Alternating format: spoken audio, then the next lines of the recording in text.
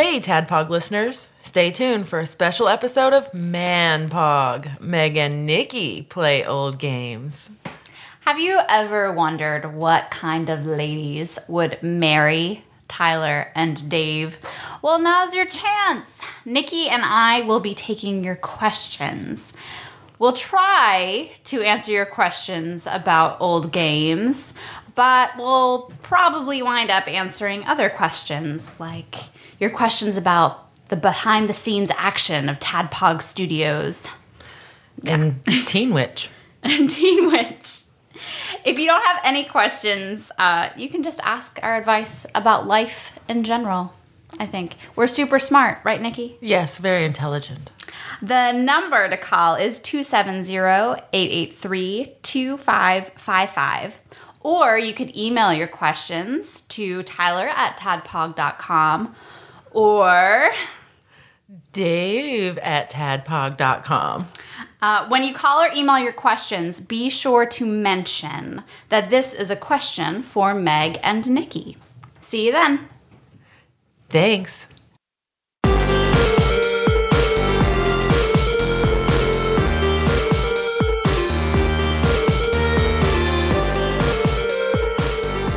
Hello, Internet, and welcome to another Tadpog podcast, a weekly show where two old guys talk about old games. I'm your bearded host, Tyler, and I believe a few weeks ago, I think it was during Madden, I brought up vomiting on my principal's shoes and said, I've got another story about her, we'll save that one. Right. All right. Is it time? I think the time has come for my principal story. Okay. It is a shameful childhood story.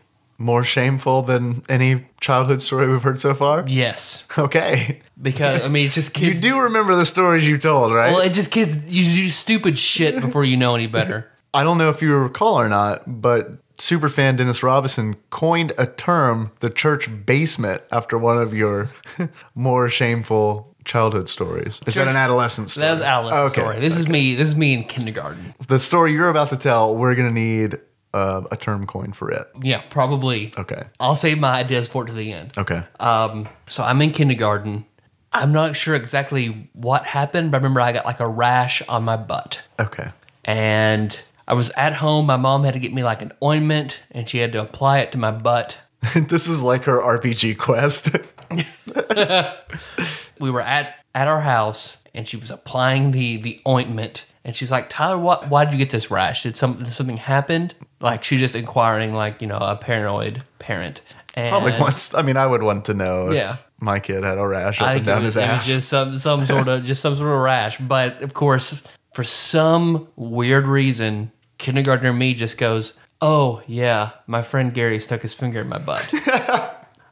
Gary was really my friend. He was just like another kid I randomly knew, pulled his name out of the ether, said for no real reason, put his finger in my butt. He gave you the church basement. He gave me the good old church basement. Because he did not put his finger in my butt. My mom... Are you sure? Believe me, I know. I can count all 12 times fingers have been in my butt. That was not one of them. So my mom, of course, freaks out, thinking her child has been molested. Molested. Calls the principal of my school, the same vomit shoes principal, and tells her what happened, and we have to have a meeting with Gary and his parents. Oh, God, no. So a few days later, we all go at like 6 o'clock at night. All of us are sitting in the principal's office. I'm right beside Gary. Oh, my And the God. principal sets us down, tells us, the issue, and then I immediately burst into tears. And just like, I lied. He didn't stick his finger in my butt. I don't know why I said it. I lied. And she was just like, I guess, Tyler, we all lie sometimes, but you told the truth about it. Just Principal Pukey Shoes? Yep. You came clean about it. Everything's okay. I don't remember what happened after that. I just remember Gary did not speak to me, I believe, one other time before he moved away. I was hoping the end of that story was, so Gary totally stuck his finger up my butt after that meeting. So Gary cornered me. He's like, double jeopardy, motherfucker. And just rammed his finger in my ass. So Gary moved away? Gary moved away. I like to think that you drove him away. with his butt finger and just chased him around. With your First through sexual fourth lies. grade, he had to leave. That was it.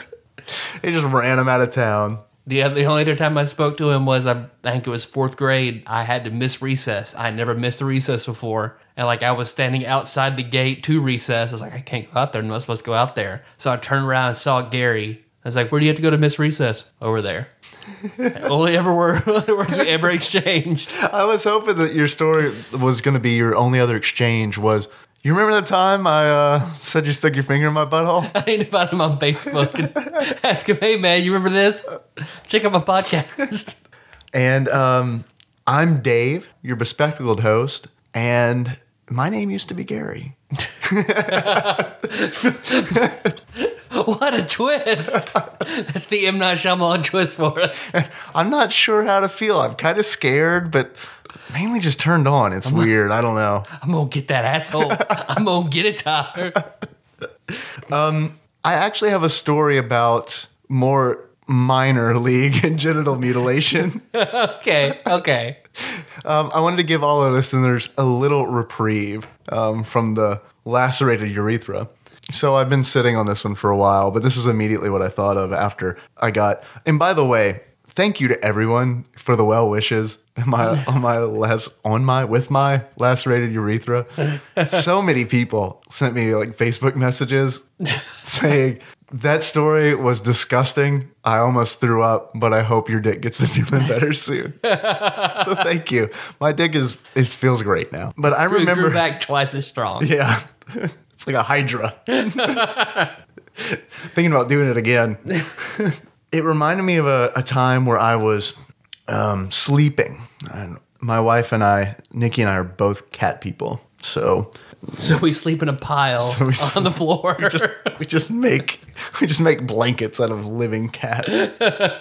No, I was sleeping like you do, and I'm very sexy. So I sleep naked because that's just what very sexy people do. I don't know if we've talked about it. We both sleep naked. There you go. So I'm sure just about everyone out there listening is male. 97%. I can count on maybe one hand how many female listeners we have. So for all the female listeners, when a man sleeps, his testicles do like acrobatics. At least mine do. In the night, they're just constantly like dropping and raising, and then you get the morning wood, and it's just chaos going on down there. I received those things at Spencer Gifts, like the wave machines that go back and forth. A wacky wavy inflatable tube man. Dave's balls are just like an inflatable tube man on a Spencer's wave machine. So that all is going on. All that chaos is going on, and it must have been hot that night. So I slept above the sheets. And I just wake up to this piercing pain in my testicles, just blaring white pain. And I wake up screaming, and I see this little black kitten, claws still in my balls, and just looking up at me like, why the fuck are you screaming, man? I'm playing with this awesome toy I just found. That's better too, by the way. But that never got better. Oh, we talk about just beating up dicks, fingered assholes, punching ball sacks. Oh my God. I'm going to mix it up next time. Next time I'm not going to talk about my balls or my dick or my asshole. I'm going to stay away from my red touch bathing suit area. I'm not going to promise that. You shouldn't. So far we're like 2 stories to 6 stories about gooters. So I don't have a good butthole story, so maybe I need to work on that this week. Nikki, give him a good butthole story. So besides talk about mutilated genitals, we also like to talk about some games on this show, believe it or not. Right now, we are playing our way through IGN's Top 100 Super Nintendo games. And this week, Tyler, we're talking about a little game I like to call Rock and Roll Racing.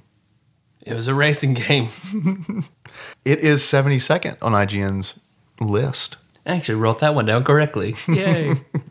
But before we get into that, what have you been playing this week, Tyler? Nothing. Nothing? Rock and roll racing and next week's game. That's all I've been playing.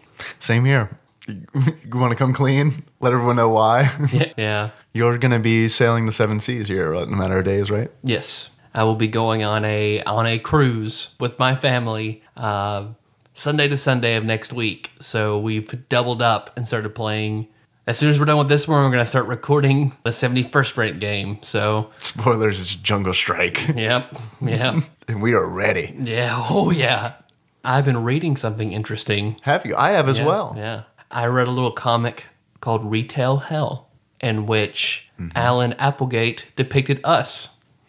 I haven't asked him yet, but if he could get us in touch with Christina.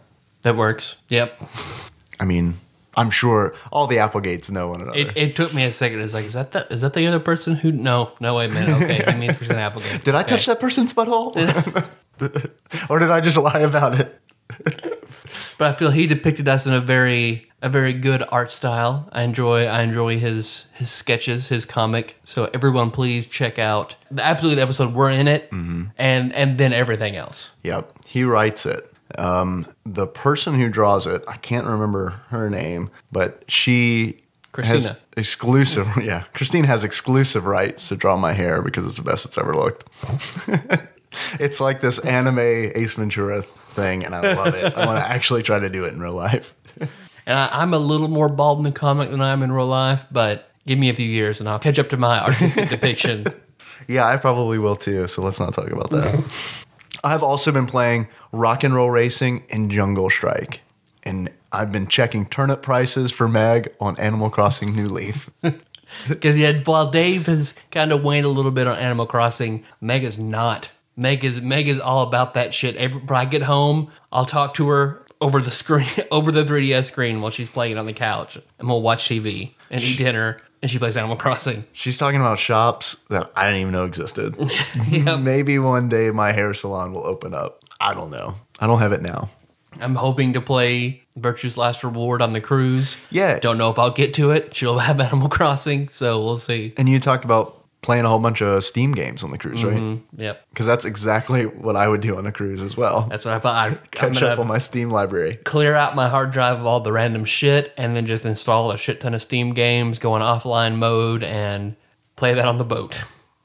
Ready to get into Rock and Roll Racing? Yeah. Buddy? Let's do it. Let's do it. I'll give a supplementary one-liner fact. Please. Just because. Yeah. Because I don't have anything else to say. Please.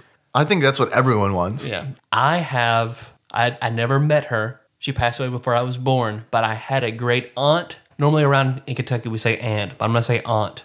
I had a great aunt named Dirt. Really? Dirt. Like that was her legal name? That was, to my knowledge, that was her name. Was she a wealthy woman? No. Nope. Apparently my grandmother had like 13 brothers and sisters, all named weird stuff. Eno, Dirt, Gordy. So Is this a dwarf clan? I apologize to anyone named Gordy that is listening. It would make sense if it were a clan of dwarves. You know we're going to get a Gordy. I hope so. I hope we get a Dirt. But all right, Rock and Roll Racing. Rock and Roll Racing. There's a Gordy in Rock and Roll Racing, isn't there? Gordy's like a very Canadian name, isn't it? You baffled me on both points. There is not a Gordy in the game to my knowledge. And I do think that like Gordon and Gordy are like, that seems to be like a go-to Kids in the Hall sketch name. Seems like there's always a Gordon or a Gordy. If we have any Canadian listeners, which who knows, we might, let us know. Let us know if Gordy's very Or popular. Gordon the Dragon from Pucky and Rocky 2. He was Canadian. Canadian. It's all coming together. That's where you go. You have to go to the north in Pucky and Rocky. You're going to Canada. Are you saying that the floating demon island is Canada? Yes. Or is it's above Canada. That's where it's stationed. Or that could be Saskatchewan. That's in Canada. I know. Let's just throw out Canadian trivia that we know. The missing province. Mike Myers, Celine Dion, Saskatchewan, Demon Castle, Justin Bieber. Justin Bieber. Shit. Universal Healthcare. Oh, Canada. Justin Bieber is not in Rock and Roll Racing. They call it Rock and Roll Racing. Really, I think after Blackthorn, this is the only other game that I think is so metal. So metal. It It is. It should just be renamed Metal Fucking Racing. Metal fucking racing. Because Colon the game. Because as I was playing it, I was like, rock and roll is very, very broad. This game is metal. This is very uniquely like Death Clock kind of metal. It is. You reminded me of something. You mentioned Blackthorn. Do you mind if I do a little segment? It kind of talks about Please. the makers of this game just a little bit. Please do. It's a little segment that I like to call Dave Reads from Wikipedia. You may or may not be familiar with it, Tyler. But, guys, Moves by Sycamore Drive. Damn it, wrong segment. roll credits. Rock and Roll Racing is a battle racing video game. I believe this is the first battle racing video game that we've covered. It was developed by Silicon and Synapse. Are you familiar with them, Tyler? Brains and tits. Brains and Tits, now known as Blizzard Entertainment. Ah. And it was published by Interplay in 1993. So when you say Blackthorn, that's what reminded me. Yeah, it's another Blizzard game. The background music consists of instrumental versions of several heavy metal and rock and roll songs, hence the game's title. They left out the metal part they shouldn't have. Did you know that this game was ported to the Game Boy Advance in 2003? I did not. I did not either. I wonder how that sold. Clearly very, very well. It only came out for the Game Boy Advance that didn't have the backlighting. Right. It didn't transfer to the other one. Only game that didn't do that. I just think it's odd that 10 years later they decided to release it on the Game Boy Advance, which I owned and never heard about it. My Game Boy Advance library was pretty slim. I got it the day it came out. I've got a story about the releasing of the Game Boy Advance, but I'm going to save it for next week. Okay. It'll be my opener next week, quote unquote, right before we're done with this one. Just to add a butthole in there, okay? we strive for consistency here on Tadpog. But Game Boy Advance, I remember being so excited, got it, couldn't see the fucking screen, so I can't imagine, like, Castlevania was frustrating enough to play on it, much less a racing game where you can't really look away for a second like you can on a lot of other things. Right. Yeah, I can imagine if you were playing this in the car on a Game Boy Advance, you would just fucking chuck that thing out the window. For, a mobile, they really dropped the ball on the Game Boy Advance because it's like, yeah, it's color and all, but why the hell do you not have a backlight in that thing? They had to fucking retcon that shit pretty quickly. Nikki actually installed a backlight on mine because I saw some guy at the movies who had a backlight on his. So I did some research and yeah, we cracked that motherfucker open and soldered a backlight screen onto it. That's pretty good. It's impressive. Of course, then like a year later, I got a DS. Yeah. Or the Game Boy Advance SP. Right. I forgot about the SP. That was Megan and I just started dating, and I got her that for her birthday. I got her a lot of shit that I would have liked to get for my birthday, and she took it for a few years where she was like, quit buying me D&D books and video games for my birthday. For our first anniversary, I think I got her the Game Boy, a blue SP. I put heart stickers on it. And You gussied it up. yeah, I made it good girly for her, and got her own Player's Handbook 3.5. People might be surprised. Rock and Roll Racing, I cannot completely blast it. I am surprised. I to hear you say did that. not want to carve my eyes out trying to play it. You are not a fan of the racing games. Nope. And I think I'm getting a bad rep for that as well. I like racing games, but people now are mentioning to me, I know you guys don't like racing games. Well, hold on. Tyler really doesn't like racing games. Yeah, that's solely on me. I like them okay. I just don't, the closer they are to a simulation, the less I like them. So like a game like this that involves cars that have lasers and missiles and can lay down mines and oil slicks. I fucking love games like this. Because this is like, it's like a Mario Kart, but it's overhead, like 3/4 view. And doesn't have Nintendo proprietary characters. It's also not cutesy at all.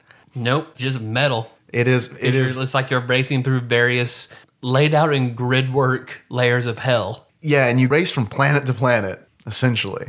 So you start on a planet, I believe it's like Kim 6 or something like that, and you finish all the races there, which unfortunately the tracks are pretty much the same. Yeah. Well, turns might go left instead of right a few times, and that's about it. You got your basic square track. Because I didn't know. I sat down, started up, and then of course you get to pick your racer. Each race has different advantages that you can play. I knew you'd like that because I know you've mentioned in the past. I think it was on Top Gear 2. You mentioned that you wish you could choose like Just racers, some a little customizing. variety, yeah. So of course I knew starting off. I was like, I'm always very bad when it comes to like making turns in racing. So I chose a race that had a bonus to cornering. I'm not sure how important these bonuses are, but I'm going to go with this guy. I'm going to go with driver. Yeah, Yeah. a driver. And then you buy your car, which you can only afford like one car starting off. Yeah, you can choose between two that are the same price. Now, I don't know. Usually, a different car will have like a different weapon layout, but I think the two that you can choose from the beginning are identical. Yeah. See, I didn't know. I was like, oh, we're sure this one. All right. All these upgrades, way too expensive. All right, let's just do this. The races were pretty short, so I didn't just mind numbing circles. Like they were short enough that my limited racing attention span was just about right. I didn't hate it, but play through. I think I chose the easiest difficulty setting, and I'm not. Let's just go bottom of the barrel for me on this one. Easily rolling like every race I ever played. I was curious about that. I was getting lapping bonuses. Like I was like, this is really easy. I'm still not going to increase the difficulty level. I'm not going to even touch this. And I just kept going. It's the only racing game I've played that you really had to grind. It did feel like a grind on the easiest difficulty, because that's my question to you was, how difficult did you feel this game was? Because I didn't feel like it was challenging at all. I mean, I didn't try to make it harder on myself, but I think it was hard. It was very, very easy. I cranked it up to Warrior, which is the most difficult, and that got challenging until I got enough money to start making upgrades.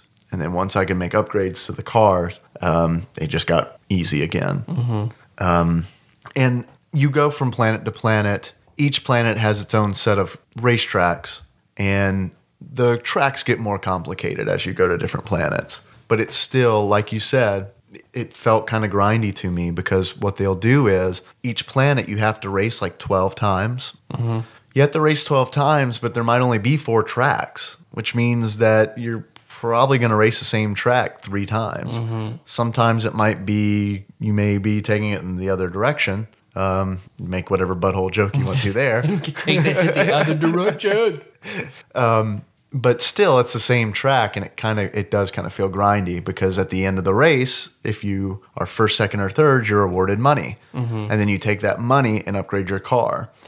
I didn't notice the amount of money that you were awarded changed depending on like what planet you were racing at. Like you still got the same like meager amount of money. You had to make one upgrade, you had to race 5 races maybe. Yeah, I mean, it depends on what kind of upgrade you want to get, but yeah, it's pretty rare to get first place in a single race and be able to afford an upgrade. You could buy cars from like an alien bird. You can buy your upgrades from a goblin, like a demon goblin. You get new cars from a weasel man with a gold tooth. He was my favorite. And it's Snake Plissken who sends you to the next planet to race. And if you try to go early, he tells you it's not ready yet. And what's interesting is I remember his name for a really weird reason. Do you recall his name? Captain something? Captain Braddock. Captain Braddock. Which I remember because Captain Britain, Psylocke's brother, is Braddock. That's good. That's his good. last name. That's good. I don't know if that's an intentional reference, but I totally took it I'm gonna as hope one. so. I'm gonna hope that Venn diagram of Excalibur fans and Kurt Russell fans just eclipsed. Perfectly. One little sliver. Rock and roll racing. One developer, rock and roll racing. But I couldn't make myself spend a whole lot of time with it because while I didn't hate it, I got bored with it very quickly. Yeah, and I think they were banking a lot on 2-player mode, because the 2-player mode, I remember, I need to come clean. I totally have nostalgia lenses for this game because I played this game a lot as a kid. One of my friends had it, and we would play this pretty much every time I went over to his house. He had his Super Nintendo and a small-ass TV hooked up in the basement, and we'd go down to the basement and play. I think his parents had sex while we did it. That's the only reason I could think, because every time I'd go over, his mom would be like, "Oh, hey, why don't you guys go down to the basement? Grab some snacks. Don't come up for a while." Down in the basement, your dad now we're gonna come down there and watch you. Every time you look over your shoulder, like they're fucking behind us. Like her mom has that weird fetish. He has to be her son and his friend playing rock and roll racing if she wants to have an orgasm. There's just this curtain that stretches across the basement. She can't climax unless there's a silhouette of her son and his friend playing rock and roll racing. What's your armor at? But yeah, so because of that, I don't feel like I can judge this game fairly because I played the shit out of it as a kid. Always had a good time with it. So even when I turned this on, I was immediately brought back to that place and time. And something else is, this was weird to me, playing this because I hadn't played it in so long. Hearing these songs, the first time I heard these songs was in this game. And I need to say, we haven't talked about the songs, but these are real songs that Blizzard licensed to put in the game. Every one of these songs is an actual song that was recorded by a musical artist and was distributed on the radio. I mean, these are well-known songs. Did you know that, Tyler? Nope. Okay. I did not. I didn't know it at the time when I was playing it as a kid, but since the time I'd played it and now when I just recently played it, of course, I've heard these songs. So it was weird because I didn't realize it at the time, obviously, and I didn't realize it when I heard the songs IRL.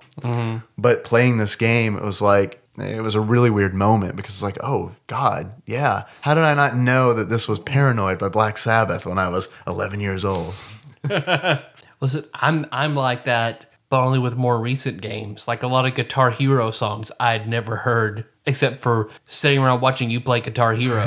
Like more than a feeling. I'd never heard that outside of someone played it at work today, and I immediately imagined you standing up, playing Guitar Hero. As soon as the song's over, take a smoke break, put it out, stand there, play more Guitar Hero. Yeah. Now that's your song pop, right? Yep.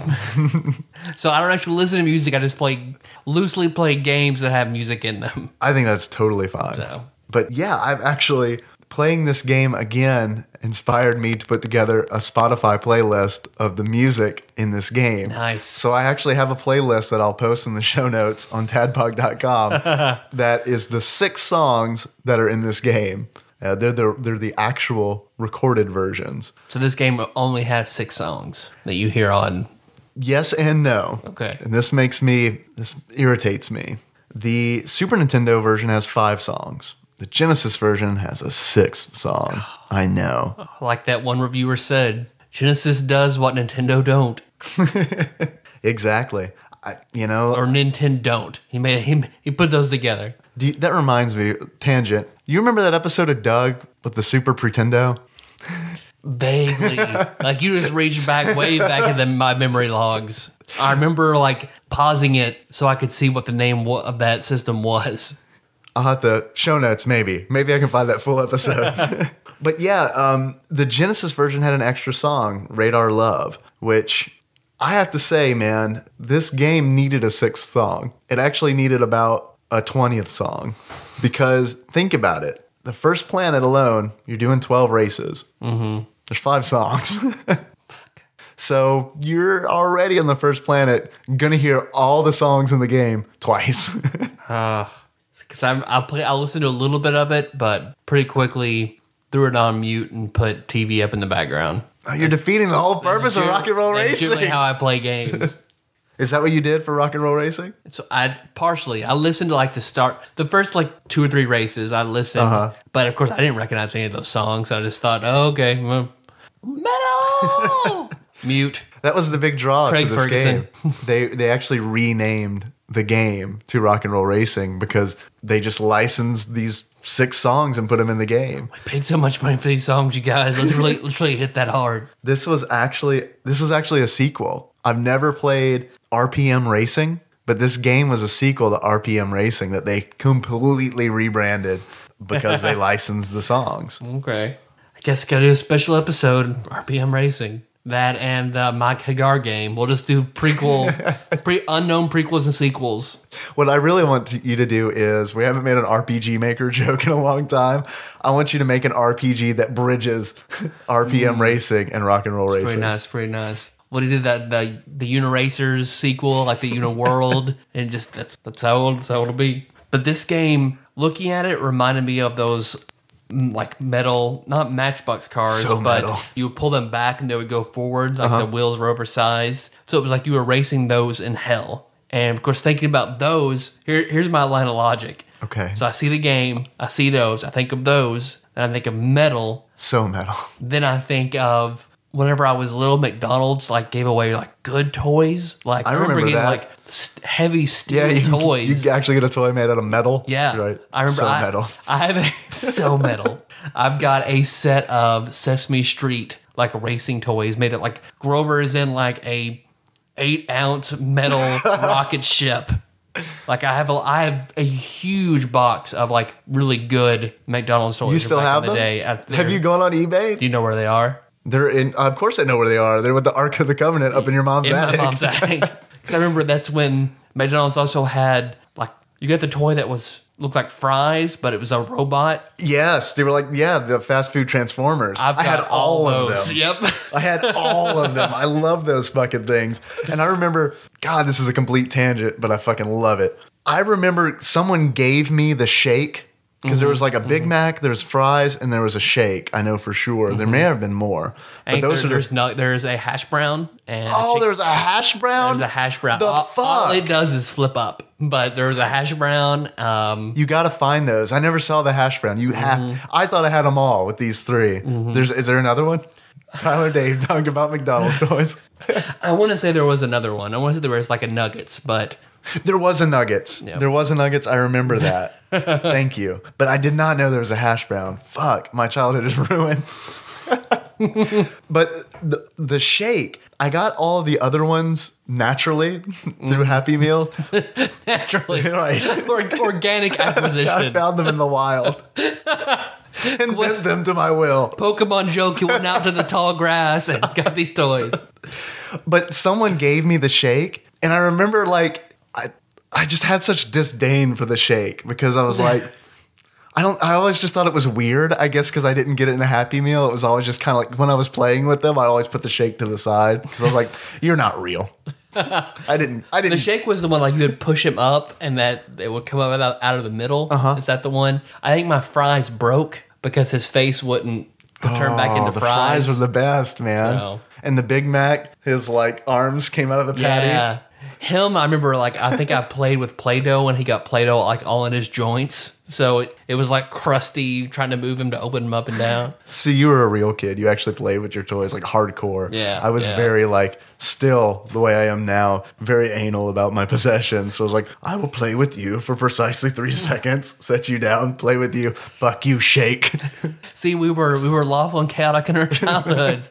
Like have you ever heard of Visionaries? No. They were like robotic animals. They were about the size of the McDonald's toys, and they're like a polar bear, but it was like anthropomorphic robot polar bear, and they had all these different animals, and in the middle was a very small holographic 3D projection of the animal that they were. Oh, yeah. I recall those I now. had fuck tons of those. There were also these toys that reminds me of, I don't remember what they were called. It might be from the same line. Man, Jacob's going to love this episode. We were talking about old ass toys. Jacob of Bullfighting fame. There were these elemental toys. Do you remember these things that had they had squares on their chest and like you would put your thumb on the square and remove it and it would have like a little symbol about what element they were? No, I would have fucking loved that though. Oh man. I'm still obsessed with anything elemental themed. So, man. I remember Visionaries, their arms would come off, some of their legs would come off. So whenever they would fight, if one took a critical hit, I would pull their arm off. Oh God, no. And then throw it as in like throw them. I have so many Visionaries. Almost every single one is missing both their arms. Did their arms come off easily, I assume? Very easily. I think only the polar bear had both his arms. He was like the toughest one. Naturally. But like Also the most powerful druidic wild shape in 3.5 D&D. So that makes perfect sense. so if they're not missing arms, they're covered in Play-Doh because they'd fucking fight the Play-Doh monsters. Please So, find these toys. next time I go to the Ark of the Covenant, I'll see if I can dig them up. But then that line of logic, all right, metal toys. Then I started thinking about the metal part. I don't know if you remember in college, it was stupid that I had this. It was so stupid and dangerous. But I remember I used to keep on my dresser whenever I used to live with Ramon, Link, and Josh. I had a old aspirin bottle full of mercury. Oh no, I didn't know that. Yeah, like an old That's for your ass syphilis. plastic. It's your home remedy. I had at least a pound of mercury, like just in a rickety plastic bottle, just sitting on my shelf. And like I show everybody that came over, and it was like incredibly heavy and dense. Like we would just play with fucking mercury. Because my dad gave it to me. He's like, "Hey, take this aspirin bottle full of mercury." That explains a whole lot. It explains why you're in this hot ass room with me right now, recording a show about McDonald's toys. Buttholes and toys. I don't have an excuse for me. I don't know. I guess maybe Gary touched my butthole. I've been repressing it for years. All right, go rock and roll racing. We'll wheel back to that. Oh, you wanna? Playing it reminded me a lot of Wipeout. I played probably the first racing game I actually played a lot of, because Ashley Shake was a huge fan, was the Wipeout series for PlayStation. I don't think I've ever played any of the Wipeout games. But it's a third-person racing game. You see your car, and you go through seizure-inducing colors, and you fire weapons and missiles. And it was the first battle. That was my first experience with the battle racing game. So that's the part that reminds you of rock and roll racing. I thought the placements on the track of the power-ups, because armor and money and things like that were distributed throughout the track. And it seemed like you were just kind of assigned randomly to what spot that you were in. And sometimes they would have power-ups placed right in front of other racers. Yep. So sometimes you might get a power-up immediately. Sometimes other players would. Or a power down. I can't tell you, and especially on warrior mode, I can't tell you how many times I started and it was like, there's a mine immediately in front of me. Here's the starting line. Here I am. Right in front of me is a fucking mine. It's just like, you gotta run over me, motherfucker. Let's make this challenging. Let's fuck them over completely. That's shitty programming on your part, Blizzard, or soon to be Blizzard. I agree. But this game, not 93, I feel like it was pretty quintessential 90s. Oh, God, yeah. I think this and Blackthorn are some of the most 90s game until we get to Toe Jam and Earl. But that's a different side of the 90s. Mm-hmm. Yes, these Blackthorn and Rock and Roll Racing feel really similar in tone. Mm-hmm. They're very much like the dark 90s. And by dark 90s, I mean it's so edgy and dark. Although, granted, if my parents had seen me playing this game, they would have taken it away from me. I have no doubt. Why? Just they would have thought it had satanic overtones and taken it away. What about it? Like the devil goblins and the skulls and just the darkness of it. Because they wouldn't let me watch wrestling because of The Undertaker. Yeah, they definitely would let you play rock and roll racing. I remember I was absolutely banned. I could not watch South Park. For obvious reasons. Beavis and Butthead, but of course those are two shows. Once they told you, you can't. Beavis and Butthead was only okay, in my opinion, but it was so funny just because I wasn't supposed to watch it. I loved Beavis and Butthead at the time. So, and Are You Afraid of the Dark? I wasn't allowed to watch. I think I've mentioned that before. But you're a card-carrying member of the Midnight Society. I know. It was revoked for a short time. My dad slapped it out of my hand like it was ice cream. I submit for your approval of your card. Rip it up. fucking Midnight Society poser. Well, that's it's one of those shows my parents blocked it, and I had to keep watching over my dad's shoulder to see the code he would put into the satellite, so I knew it. So whenever they weren't home, then I could watch Comedy Central and the late night Nickelodeon and shit like that. They'd block. Wow. So I got around your rules, Mom and Dad. So yeah, definitely no rock and roll racing. I don't think, considering that my friends' parents were probably having sex right above us, I don't think my parents minded much about rock and roll racing. Dave. Yeah, Tyler. Dave, I hate bread and butter pickles. I also hate bread and butter pickles. This is something we share. I like almost every other kind of pickle. I just think bread and butter pickles are gross. What made you think of that? I was watching Royal Pains earlier, and one of the characters ordered a sandwich with bread and butter pickles. Bread and butter pickles. And I was like, because I was writing my notes watching Royal Pains, I was like, oh, I don't like bread and butter pickles. I'm going to say that in the show at some point. I'm sure I'll get sick of talking about racing. We'll talk about bread and butter pickles. That wasn't strong enough for the intro, huh? Nope. Now, F-Zero has been your benchmark so far for racing games. Would you say, in your opinion, that rock and roll racing is better than F-Zero? No. Yeah, I have to agree with you. It's better than Top Gear 2. It is better than Better than Stunt Race FX. Dude, it is so much better than Stunt Race FX. I've actually got that in my notes in capital letters. This game is so much better than Stunt Race FX. This is probably the best racing game that we've played so far. Yep, 100% agree. So I think it's aptly placed in IGN's top 100 list. For racing games, yeah. Stunt Race FX, that game needs to be at the very fucking bottom of the list. I'm with you. I think most I know, of the I'm just racing staring games- at you like, right? You better. You know where those fingers gonna go if you don't agree with me, Tom. Fucking say it. I've got Gary on speed dial, motherfucker. You've got your Gary shirt you put on. It's like, oh, guess who I am? I put on a skin mask. Gary's here to play, Tyler.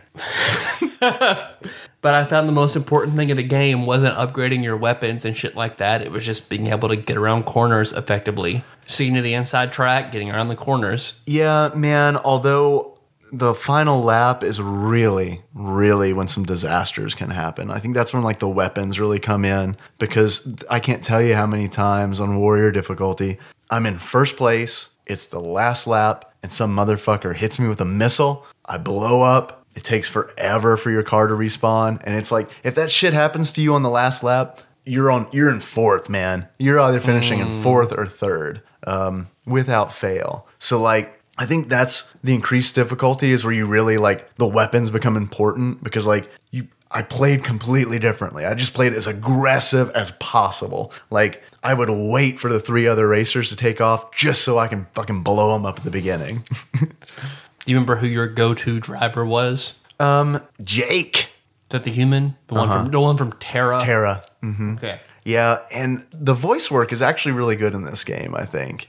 I think they took up, the reason they couldn't have so many tracks, this is complete speculation, is because they spent so much physical space on the cartridge filling it with music and voice. I think that's probably fair because look, the graphical requirements aren't. It's not stunning. So, yeah. But yeah, man, that announcer, like, Jake pulls into first. And it's like anytime anything would happen, he would announce it. So, Jake looks lost out there. Can we get a wiener tweet in the announcer voice? As that. Can you do that? Let's see. If you're not familiar with the wiener tweet, we started a little Tadpog tradition here on Pocky and Rocky 2, where Tyler reads a tweet from Anthony Weiner in a voice. All right, I think I got a good one. Okay. Tonight, I'm just a man with a raging heart on. You need some reverb. Sunday. I'm just a man with a raging heart on. Raging cock extravaganza. Because I have to try to decipher these as I read these, because I got these from BusinessInsider.com. Of course you did. And they censor everything. So I'm trying to, the first letter and the last letter, and then it's all asterisk. So I have to fill in the gaps. Like, is this cum? Is this cock? Is this what? Okay. Common phrases you hear in a bathhouse. Because they censor wet and hard. So Oh, Business Insider. yeah. I hope they do that on all their stories. It's just like, the man slipped on the redacted floor. I don't know. And just an announcement for anybody else out there that has a 3DS. Because I sent you a message about it, Dave. Shining Force, the Sword of Haja, is on the 3DS store. Yes, you'd mentioned that to me in a previous episode. I can't remember which one. That's one of your favorites. Absolutely. I may buy it before I go on the cruise and be like, come on, Meg, why don't you play Shining Sword of Haja? And she'll be into it for like 2 battles just to appease me before she'll want to read a book. And that'll be how I get the 3DS back. The nerve. Yeah. Who was your go-to racer, Tyler? The first guy that had cornering, I don't remember his name. He was way on it. You get picked from a lot of racers, Yeah, actually. There's a big roster. So the guy that had cornering and I think armor, something like, or defense. I can't remember which one. What did he look like? Down the line. Did he look like one of the cat people from Avatar? He looked human. He looked like a very tan human. Okay. I don't remember his name. Yeah, I can't remember his name either. But usually as a more defensively minded And player. since you played with the sound off, it's your racer's name is not permanently ingrained in your mind. That's true. Like That's mine very is. true. I need to stop doing that. I need to stop insisting that I watch TV while I play these games. Craig Ferguson can wait. Nah, we're good. What was the name of your racer? Craig. Chelsea Lately, John Stewart, yeah, Steve, I don't remember. Peter Griffin. But overall, it's worth checking out. I agree. Even now, I think most people would still be pretty entertained by it. It's a solid 70s title. I agree. I think it is right in the bracket that it needs to be. I think 70s is perfect for the top 100 Super Nintendo games. I couldn't see it any higher. I could maybe see it a little lower, but based on some of the other games we've played, I think there are some that deserve to be lower. I think that we have a handful of games that are just criminally underrated. But this game, yeah, you're right. I think 70s. For me to be mildly entertained by a racing game, deserves at least a 70s spot. I agree. Do you have any achievements for this game, Tyler? I do. My first one is vanilla is still pretty good, and that is beat the game as the guy from Terra. Okay. Yes, There you achievement go. unlocked. You got I that got one. it. Thanks, Jake. And then the other one is rolling. Yeah, little Limp Bizkit for you. Oh, is that what that was? Yeah, that was my Limp Bizkit. I thought it was impression. There you Rawhide. go. That's how hip I am. I never got into Limp Bizkit. We have a mutual friend named Taryn that one of her call to fame in high school, besides having enormous breasts, was What? Wait, she what? yeah. If you hadn't noticed, check it out next time we hang out with her. That's weird. Yeah. Yeah, I know. She probably has never heard. She's like, you guys are doing a podcast? Oh yeah, we have an episode where I mention your tits. So there you go. We got her. But besides that, she had a new Mustang in high school with the Limp Bizkit license plate. I was behind her in a drive-through once That's Taryn. because I know exactly the car you're talking about. Most people do. I was behind her in the Hardee's drive-thru at Murray, and Brandon was with me, and he was like, I know that girl. And I was like, she has a shitty-ass license plate. And he was like, yep. And that was it. She kept it for a very long time. Like she was known.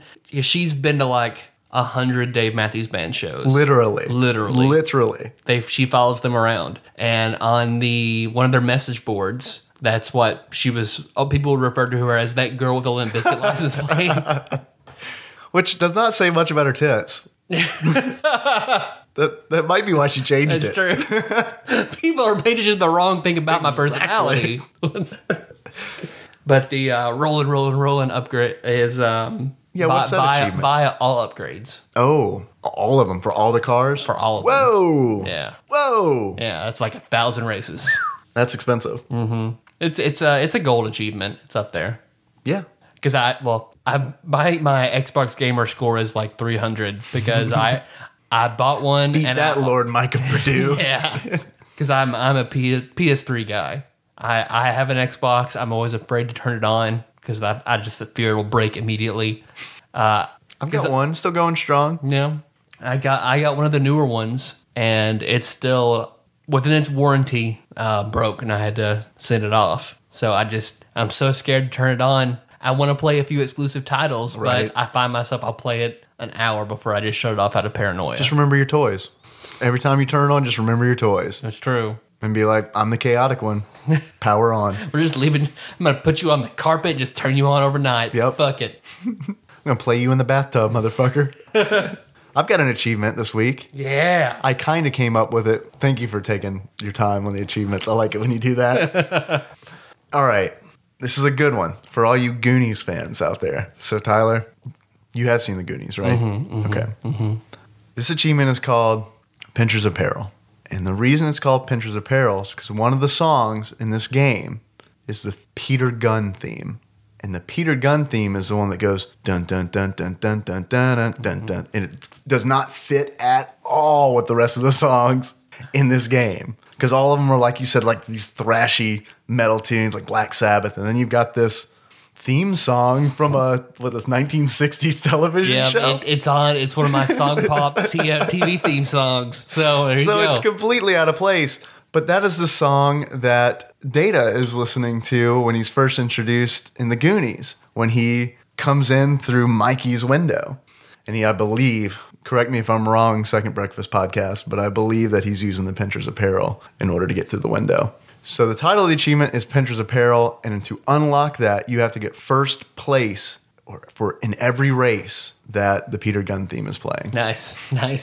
Because being a second breakfast, I commented, Phil posted on Facebook about one of their episodes. One of the hosts. Gauntlet. Phil, one of the hosts. And I mentioned that I enjoy the Gauntlet episodes the most. He's like, you need to make one. It's like, so we need to handcraft a Tadpog, I don't know, video game movies or just shit we like. We need to craft a Gauntlet for them. I'm down. Yeah. I don't got shit else to say. Unless you want me to read some more wiener tweets. Tyler, Yes, Dave. I've got a very important question for you. I'm listening. Actually, I have more than one. I have 10 because I have a quiz for you. I have 10. Shit. Are you prepared? Yeah. Before we start the quiz, I want to ask you a question that I know the answer to. Some of our listeners may not. How much World of Warcraft have you played? I got to level 6. Okay, that's more than I thought. I'm surprised. The title of this quiz is Rock and Roll Racing Planet or World of Warcraft Zone. That's pretty good. That's pretty good. So in honor of the wonderful Blizzard game World of Warcraft, it got me to thinking, if there's some way, how could we craft the perfect quiz? This is the best that I could do. Are you prepared? Okay, let's begin then. Inferno. Number 1, Inferno. Is this a rock and roll racing planet or is this a World of Warcraft zone? Sounds pretty metal, so I must say rock and roll racing. Correct. That's me, my benchmark. It's like, how metal is it? I think that's a good benchmark. You may actually get through this unscathed. Number 2, Serpentis.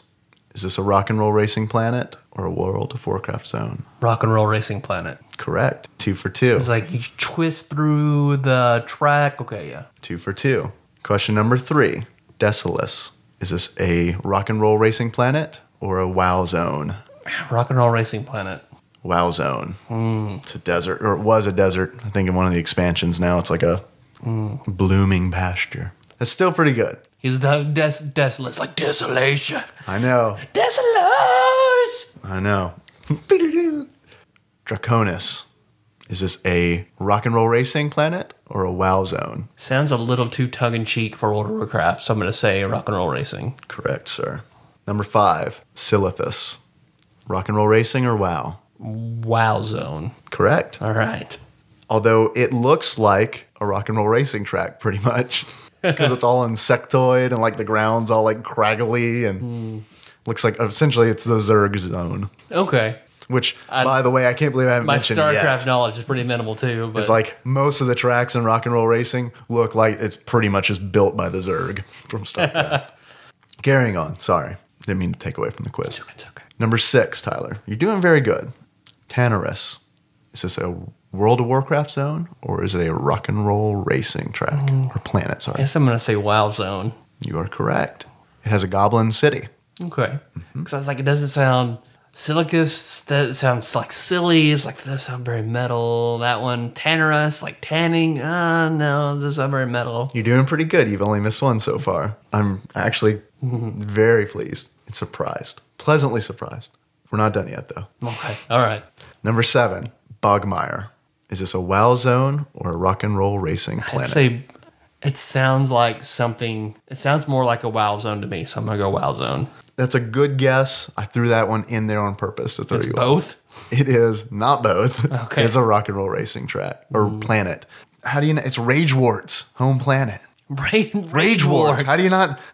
How you don't remember that, Tyler? It's a good goblin or orc barbarian. For Ragewort. He looks like a Bucky O'Hare villain. Yeah, Bucky O'Hare. All right. I wanted to watch that cartoon. I saw the previews. I don't think I've ever seen an episode. Oh, really? Yeah, Bucky O'Hare. I used to read the comic. So awesome. It was good. It was good. I was more a fan of Usagi Yojimbo than I was Bucky If you O'Hare. had to choose between two rabbits. Yep.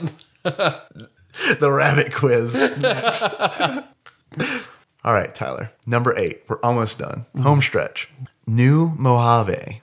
Is this a WoW zone or is this a rock and roll racing planet? I don't think they would name something in WoW after an IRL place, so I'm Okay. going to say rock and roll racing. Good logic. You are correct. Number 9, Tyler. We're almost done. Ferralis. Ferralis. WoW zone or rock and roll racing planet?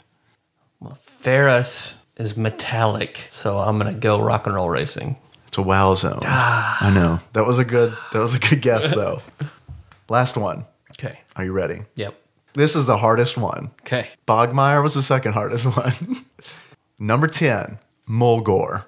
Is this a WoW zone or a triple R planet? Both? I really wish that I could have had one that's both, but no, there's not one that's both. Say it again. Mulgore. I also say it like this. Mulgore. Which you can take as... Saying it like that makes me think... You can take it as metal or like horde. like it's an orc city, so I'm going to go WoW zone. It is a WoW zone. All right. It's the Tauren starting area. Oh, okay. Not to be confused with the Terran starting area. You get your Limp Bizkit license plate in another zone. You have to go to one to get your Limp Bizkit license plate, another to get your Dancing Nancy logo to put on your car. Yeah, you have to go to Stormwind to get that. It's really hard to get if you I know that one. That was good. You got like what, 7 out of 10? 7 out of 10. That's passing. Yep. That's passing. Congratulations. Yeah. Hey. Tyler, Yes, Dave. I have a question for you. Actually, more than one question. You got 10 more questions for another quiz. I got 8 more quizzes, motherfucker. Everyone strap in. Is it a brand of tire or World of Warcraft enemy? Is it a type of lubricant or a porn star from the 70s?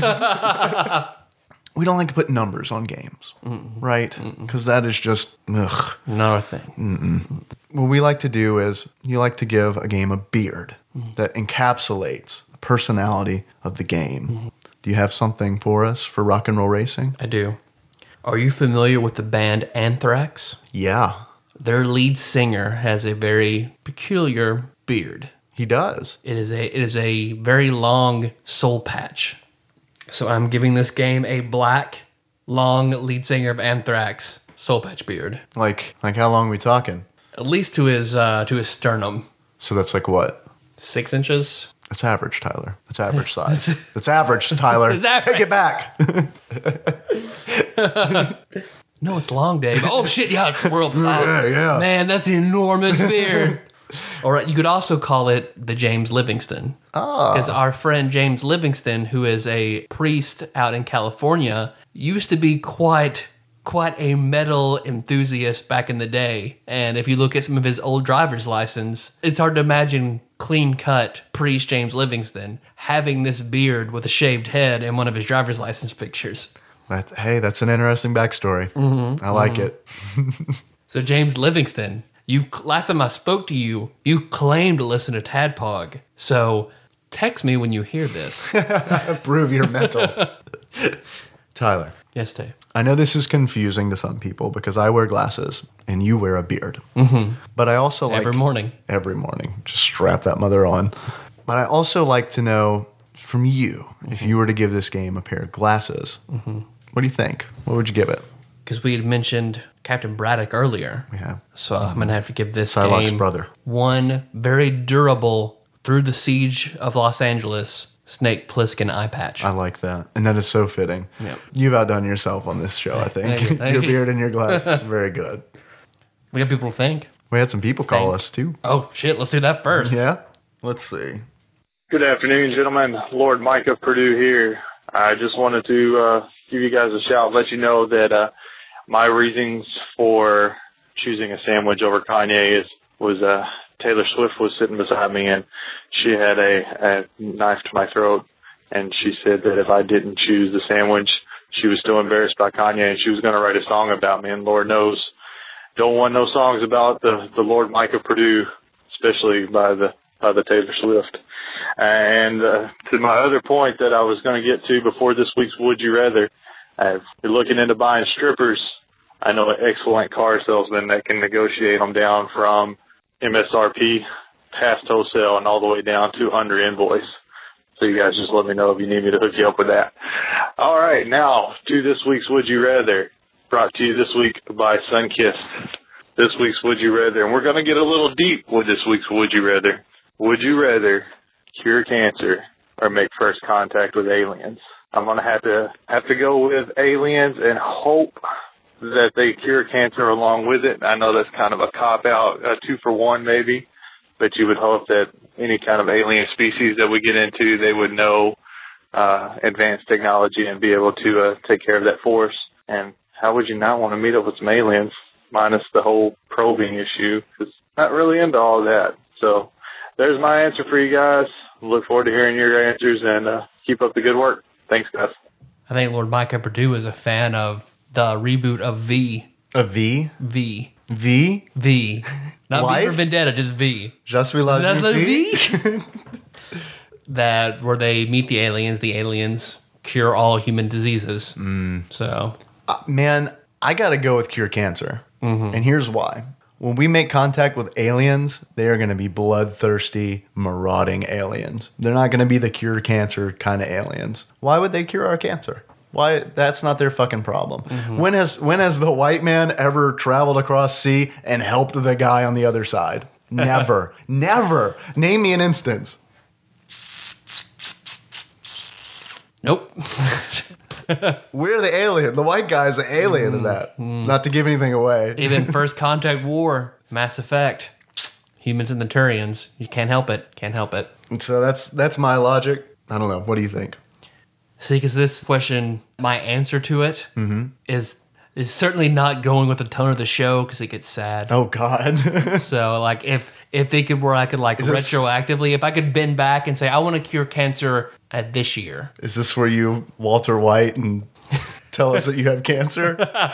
So I'd probably cure cancer. Thanks, asshole. No, if I could retroactively cure cancer at a certain date, I would cure cancer. Meg's dad died of cancer, so if I could go back to before that, if I could save Meg's dad in this decision, I would cure cancer. Otherwise, aliens. Okay. Well, So there you go. I still think you should go cure cancer. I'm telling you, man, those aliens are coming and they're gonna fuck shit We've up. seen Mars Attacks. Country music is the only thing that's going to save us. Let's just say I hope that everyone we know is dead before the aliens come, because it's not good news. Had another call, Tyler. Okay. Good afternoon, Cat Pog. It's John Sullivan again. Hope you can hear me again. I'm driving in my car. That's where I do most of my listening of Cat Pog. I wanted to call with some questions mostly. You welcome Golden Girls trivia for Tyler. I just wanted to say, can you name all of the Golden Girls, what the names of the actresses are? And as a bonus, if you can name Stan, because I don't even know what that guy's name is. Of the Pocky and Rocky episode, I didn't even know they made a Pocky and Rocky 2. Coincidentally, I had just picked up Pocky and Rocky 2 at a game swap. I ended up trading Conquered Bad Fur Day for both of those games, which was a pretty good score. I liked your comments. I'm kind of excited to play them. Basically, you said what I had read about them, that it's ridiculously hard. But I'm excited to play it anyways. The questions I had were about the NES. First question is, which game on the NES that had a sequel on the SNES, which was your favorite? Which was your favorite game that carried over from the 8-bit to the 16-bit era? And then my second question is, which game did you love on the NES that never made it to the SNES? A game that you really wish they would have made. And then also just a comment as far as Golden Girls game. I'm a huge Golden Girls fan. And I would love to play an RPG as the Golden Girls, and maybe play as where you have a party of Sophia, Blanche, and Dorothy, and you're off to save Rose because she got lost after she was visiting family in St. Olaf. I don't know. I think they could do a lot with it, and it would be funny. And anyways, keep up the good work. Love the show. You keep making them, I'll keep listening. Thanks, guys. Bye. John, thank you for calling in. Tyler, It's a lot of good stuff. give us those actresses' names. All right, so I don't have access to my phone. I can verify those. Off the top of my head. I know you've got them. What are they? B. Arthur as Dorothy Zbornak. Deadpool's favorite. Betty White as Rose Nyland. Rue McClanahan as Blanche Devereaux. And Estelle Getty as Sophia Estelle Petrillo. Getty. I couldn't get her last name. So Sophia Petrillo. I went Sophia Petrillo immediately. I was like, fuck, what's her name? Yeah. Stop or my mom will shoot. Sylvester Stallone as Getty. Feel better already. But game that carried over from NES, went from 8-bit to 16-bit. So like not a sequel, but a game just like it had a series that went over that spanned consoles. That's Like what the I'm cheap thinking. answer is Final Fantasy. It is a cheap answer, and it's also my answer. So I'm trying to think of a very limited, because I can think of some remakes that went from like 8-bit to 32 and beyond. Yeah. What you got there? I would have figured yours probably would have been the Ghosts of Goblins into That's tough, like man. NES was where it's at for you, and you didn't care much. For I didn't the care. SNES. Yeah, I didn't care much for Ghouls and Ghosts, but Ghosts and Goblins I loved. But yeah, man, I'm sorry. I have to take the cheap ass answer because it's my answer. Yeah. It's what came to my mind immediately. Yeah, It's mine Final too. Fantasy. Final Fantasy, and like, I guess Mario. It's hard to. Yeah. Well, okay. Here's what I'm gonna say. Punch Out. Okay. Yeah. Punch Out to Super Punch Out. That is my favorite. Love Super Punch Out. You got a good answer. I'm gonna go tennis to super tennis. I'm just gonna let's do a whole show where we just names things and then put super in front of it. I'm gonna go with bowling to Wii Bowling. What about 8-bit game that didn't make the jump over to 16-bit? I've got my answer. Before the Wii, it would have been Boy and His Blob, but that is since. I think technically, I think that passes because it didn't go from 8 to 16. You're right. It went That's from a- 8 to 128. It's a big ass jump. But I'd say just a solo exclusive NES game. If you have one, if you know yours, go ahead. I need a second time. I do. And Matt Barger of Matt's Fat Package fame is going to be really pleased. It is Little Nemo : The Dream Master. And you beat that 2 years ago?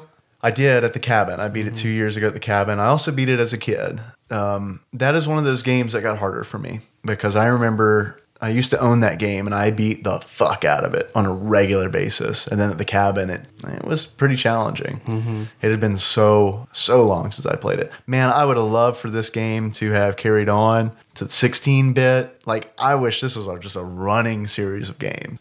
It's a great lesser-known Capcom game. Mega Man would have also. Well, I guess Mega Man pretty much stayed 8-bit, so. Yeah, if you want to be like a purist about it, yeah. Mega Man X is a little Right. different, but Eli's the Mega Man master. He's explained to me how all the different times go from Mega Man. Like the timeline? Or? Yeah, like Mega Man being almost ancient past as far as the Mega Man world goes. And like that X is so many thousands of years ahead, and then beyond that, like the Mega Man Blue and Red or some shit like that. Data Network, I can't remember. That's Skynet? That's like 10,000 years ahead of Mega Man, like he's explained it before. Mega Man Legends being even more beyond that. Single off NES. Tetris? No. There's Super Tetris. You're right. Shit. That's even on the list. Yeah. Paperboy? I like Paperboy, but it was not my favorite NES Okay. game. See, I got in on NES a little late, so it's Dig hard Dug? for me because I'm trying to dig dug. I'm just going to name games. Go ahead. Let's do this. Let's see if one pings with me then. I remember I enjoyed the Wolverine for NES, but not the Silver Surfer. No. Contra made the jump to 16-bit. I guess I have to be a purist and say Mega Man. I think that's fine to say. Yeah. Mega Man it is. Both Capcom games. Yeah, Yours yeah, and there mine. you go. Back when Capcom meant something. That's right. Battletoad, no, that made the jump. If I had to do a Golden Girls game, I think a Rose Nyland puzzler. Like a Professor Layton, Rose Nyland kind of bumbling through solving puzzles, like common sense puzzles. God, that sounds awful to me. Give me that sweet, sweet Golden Girls dating game before that. I don't have enough Coke boxes to kick. See, Rose is stupid though, so they're very, very easy puzzles. Do you have the answer to his bonus question? Name of the actor who played Stan. I don't know that. Nope, he got me on that one. I didn't either until I had to just look it up right now because I was going to check your answer. Herb Edelman. I wouldn't have even come close. No idea. It was in the credits that I saw over and over again, so. Now you know. Now I know. Herb Edelman. I think we got one more. Tadpog, Wiley here of Super Star Wars fame.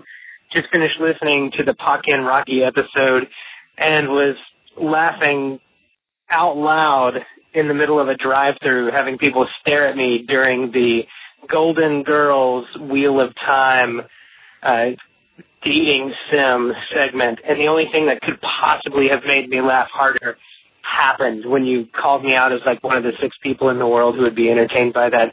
That was Tadpog Gold right there, friends.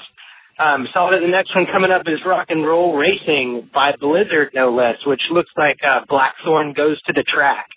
And so figuring that's the next recording you're going to do, I have a question for you. What do you think, for both of you, what do you think they could do to a racing game to make you like it? And maybe this might be the one game you like. I'm waiting with bated breath to see if Metal Racing by Blizzard is something that you might enjoy. But I'm suspecting you probably won't. So what is it they could do to a racing game which would make each of you want to play it? Thanks for all you do, guys. Appreciate the show. Glad to catch up. Hopefully see you soon in Atlanta. I forgot to say something on John's call. Thank you for calling in, John. I love it when you call in. Wiley, I love it when you call in too. But every time John calls in, I feel like I'm getting a phone call from the past, and it's JFK.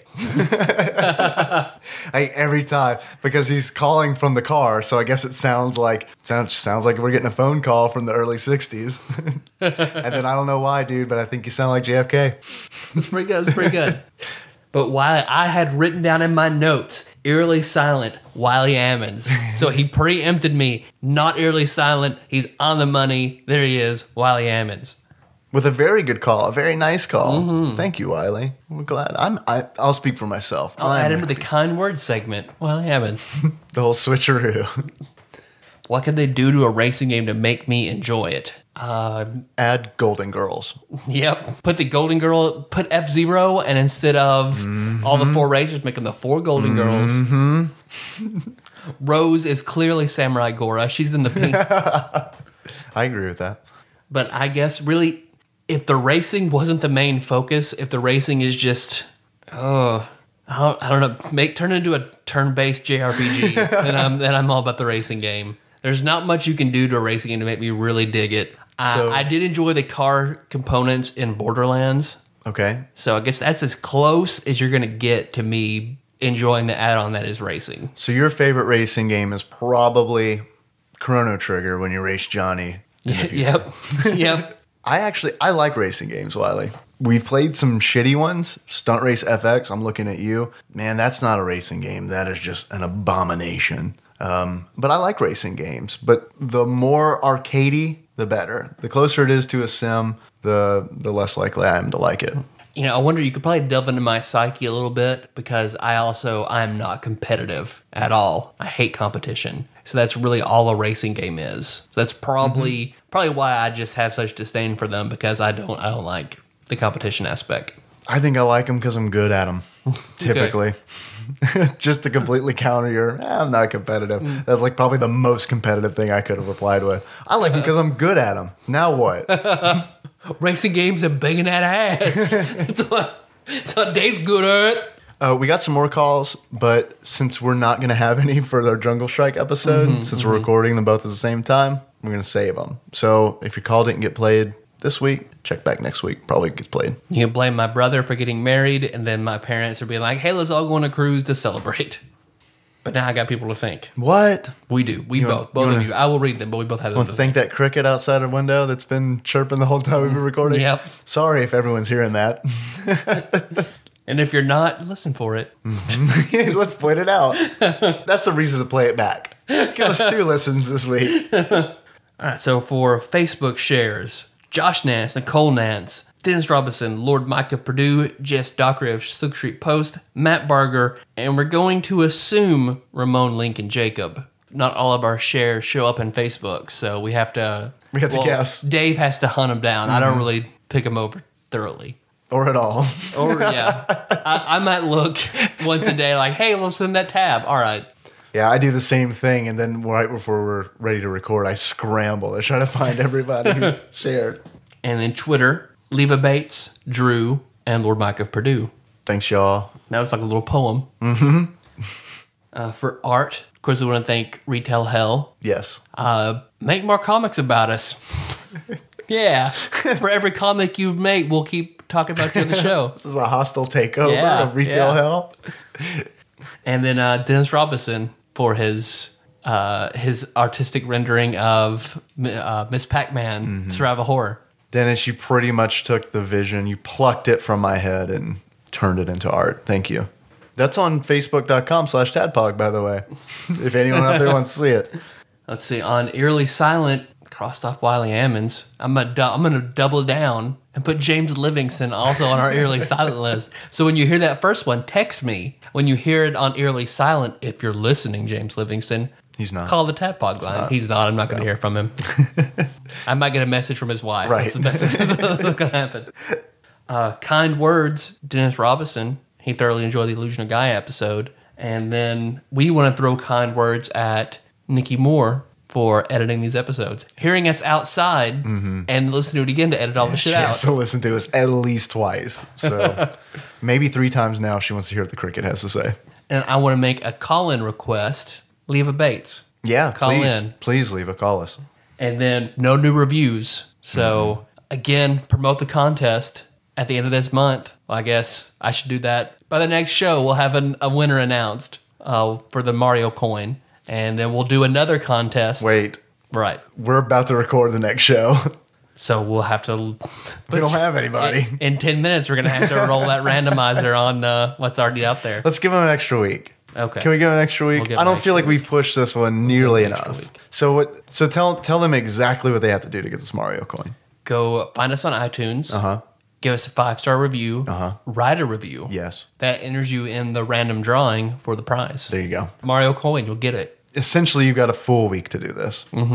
And I'm going to up the ante. You offered to marry a goat. So here's what I'm going to do. I'm going to extend it to Christmas. If we get 1,000 reviews Okay. by Christmas. Yeah. For Christmas, I will... Get a tattoo of Dennis Robinson on your back. That's what it says right in your notes. I can read it. Damn it. I'm going to go... Because we mentioned pornography several times. There's a site called Ex-Girlfriend Revenge where people post stuff with their ex-girlfriends. If we get 1,000 reviews, I'll see if I can dig up some pictures of my ex-girlfriend. I'm going to throw them on tadpog.com. Let's do it. Come on, Dave. You're Let's do it. you're using some slippery language.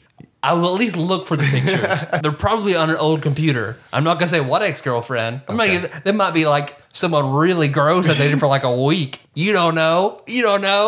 But 1,000 reviews. It's Church Basement Girl, I'm isn't going to it? at least look for some pictures. It's Church Basement Girl.